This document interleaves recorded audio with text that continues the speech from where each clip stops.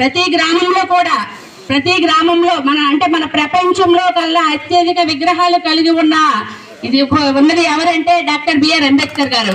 ఎందుకంటే అందరూ కూడా అన్ని దేశాల్లో కూడా ప్రతి గ్రామంలో కూడా ఇతని విగ్రహాన్ని పెట్టుకొని ఈ రోజు అందరూ కూడా చాలా సంబరంగా జరుపుకుంటారు. ఇలాంటి వ్యక్తిని ఈ రోజు మనము అతనికి పూలదండలతో సమర్పించుకుంటున్నామంటే మనకు ఎంతో అదృష్టంగా భావించుకుంటున్నాము. ఎందుకంటే అందరికి కూడా ఈ అదృష్టం అనేది రాదు.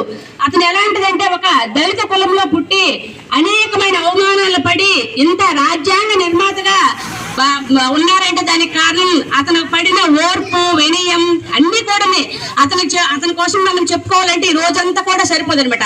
అతని కోసం అంత చరిత్ర ఉన్నది. అంత చరిత్ర కలిగిన వ్యక్తిని మనం ఈరోజు పూజించుకుంటున్నాం. మనందరికి కూడా చాలా ఇదైన విషయం అండి. ఇతను మన దేశాల్లో కాకుండా విదేశాల్లో అంటే మన భారతదేశం నుండి మొట్టమొదటి న్యాయశాఖ మంత్రిగా నియమించబడ్డది ఎవరంటే మన డాక్టర్ బిఆర్ అంబేద్కర్ గారు. అలాంటి వారు ఈ రోజు అంటే 134 సంవత్సరాలైనా సరే అతని కోసం మనం స్మరించుకుంటున్నాం. అంటే ఒక దేవుడికైతే ఎలా అయితే మనం ప్రతిరోజు కూడా స్మరించుకుంటున్నామో అందరి హృదయాల్లో ఉన్న మన డాక్టర్ బిఆర్ అంబేద్కర్ గారికి ఈ రోజు అందరూ కూడా అన్ని దేశాల్లో ప్రజలు కూడా స్మరించుకుంటున్నారు. అలాంటి వ్యక్తి కోసం ఈ రోజు నాకు మాట్లాడే అవకాశం వచ్చినందుకు నేను చాలా గర్వంగా భావిస్తున్నాను. ఇంకా చెప్పాలంటే చాలా విషయాలు ఉన్నాయి. ఇక్కడ అందరూ చాలా మంది టీచర్స్ ఉన్నారు. అందరూ కూడా బాగా వివరిస్తారు. ఈ అవకాశం ఇచ్చిన మన ఈ అంబేద్కర్ యూత్ కి మరొకసారి నా ధన్యవాదాలు తెలుపుకుంటున్నాను.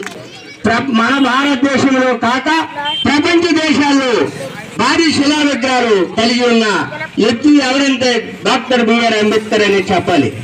ఎందుకంటే 5-6 సంవత్సరాల్లో బోరింగ్ దగ్గర నీళ్లు తాగుతుంటే ఆనాడు అంటరానితనంలో తరిమి రాళ్ళతో కొట్టబడ్డారు. అలాంటి అన్ని బాధలు అనుభవించి నా వారు రాబోయే తరంలో నీరే ఎంత బాధపడితే నా వారు దళితులు ఎంతో బాధపడతారు.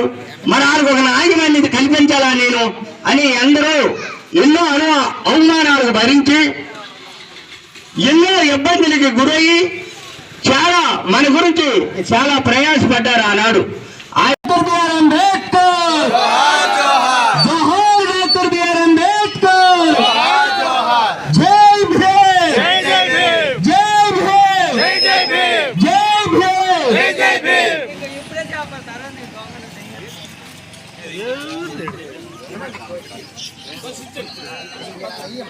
మరి అలాగే వికాస్ మరి చాక్లెట్లు బిస్కెట్లు ఉన్నాయి.